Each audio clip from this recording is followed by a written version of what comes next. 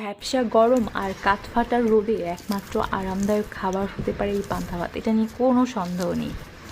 গ্রাম বাংলার ঐতিহ্যবাহী এবং খুবই জনপ্রিয় খাবার এই পান্তা ভাত।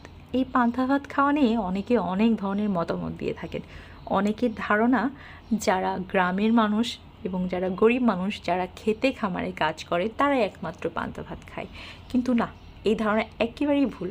অনেক শহরের মানুষও পান্তা ভাত খেতে ভীষণই পছন্দ করে।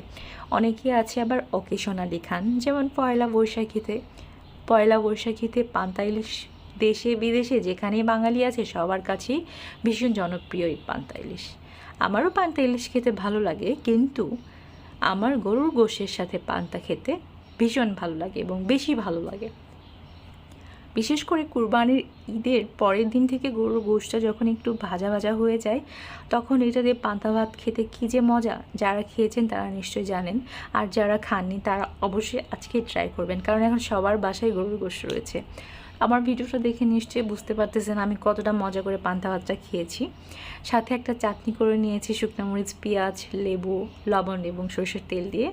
অ্যান্ড সাথে আলুর ভর্তা তো আছেই, এবং এক টুকরো পেঁয়াজও নিয়েছি। পান্তার সাথে যখন একটু করে পেঁয়াজ কামড় দিয়ে খাবেন অনেক মজা লাগবে। এর সাথে তো গরুর গোশ আছেই, গরুর গোশ থাকতে তো কথাই নেই। অনেক তৃপ্তি নিয়ে খাবারটা খেয়েছি।